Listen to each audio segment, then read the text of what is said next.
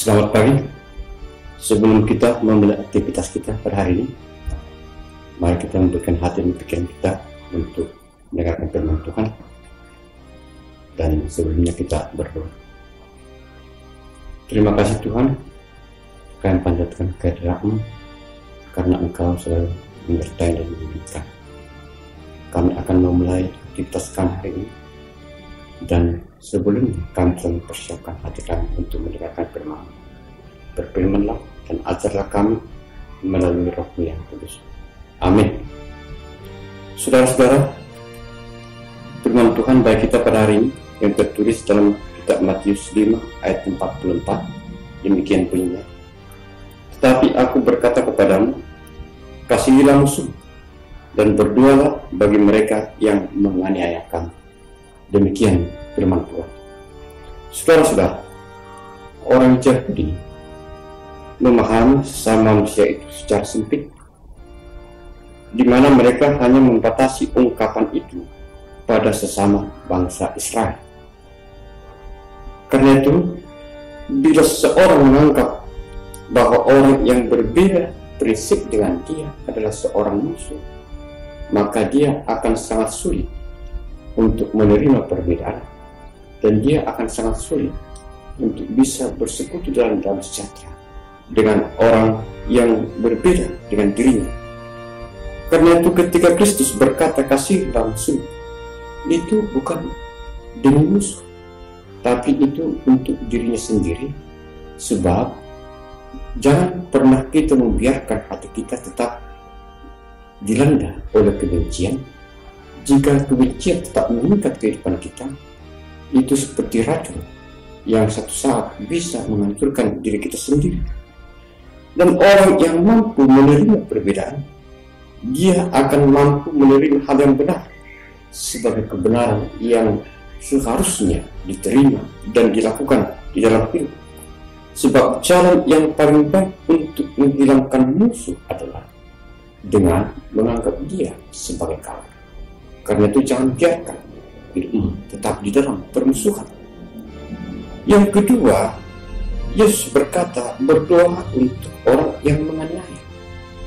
Mengganti dendam, kebencian dengan mendoakan orang yang menganiaya kita, itu merupakan hal yang tersulit dalam kehidupan kita. Bagaimana mungkin kita begitu mudah melupakan aniaya yang dilakukan orang lain yang telah membuat hati kita terluka?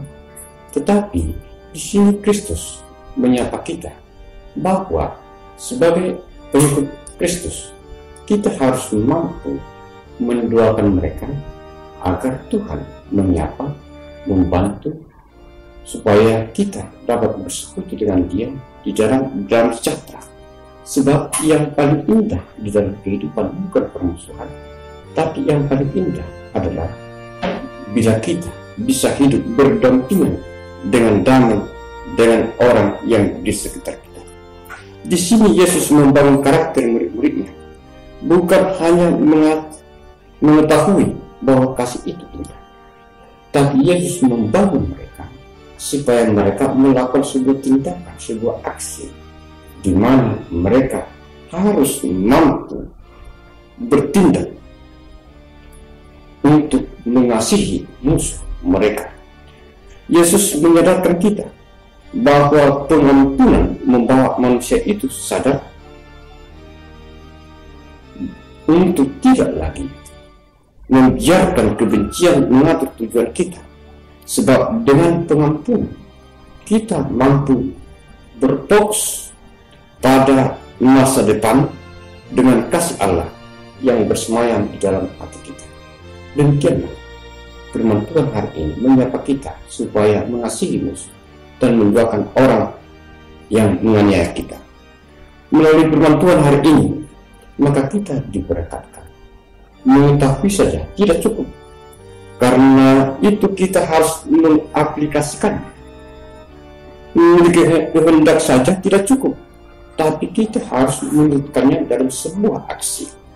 Tuhan Allah telah membuktikan secara nyata kasih-Nya kepada kita dengan menyuruh Yesus Kristus, Anak yang tunggal, untuk menyelesaikan segala persoalan kehidupan manusia yang terjatuh ke dalam dosa.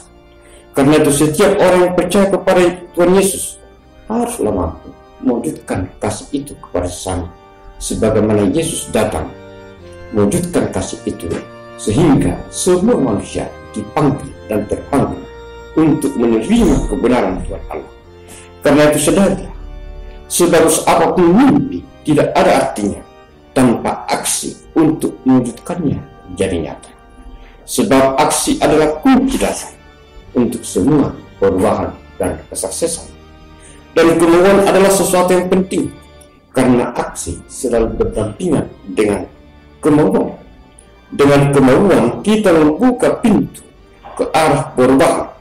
Karena itu jangan pernah memberikan kesempatan kepada diri sendiri untuk menunda-nunda sesuatu hal yang seharusnya kita lakukan, yaitu hidup di dalam kasih.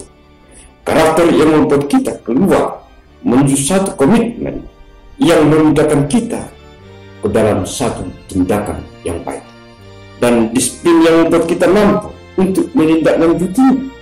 Karena itu berikan hati untuk saudara disapu oleh firman Tuhan, sehingga dengan firman Tuhan yang selalu menyapa kita hari demi hari, maka hati kita akan mengalami pembaharuan. Maka kita juga akan mampu menerima dan mewujudkan kasih itu secara nyata di dalam kehidupan kita. Amin. Kita berdoa. Terima kasih Tuhan, kami panjatkan kehadirat-Mu karena Kau telah menyapa kami melalui firman, supaya kami menjauhkan kebencian dengan mengganti itu melalui kasih yang sudah Tuhan berikan kepada kami. Bangunlah hati kami, bentuklah diri kami, supaya kami tetap menjadi saluran kasih untuk seluruh dunia ini. Jangan biarkan hati kami tetap hidup dalam kebencian, tapi jalinlah hati kami melalui kasih, sehingga kami mampu menunjuk nyatakan kasih itu dalam kehidupan kami sehari-hari.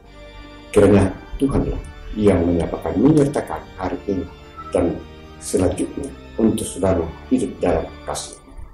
Amin.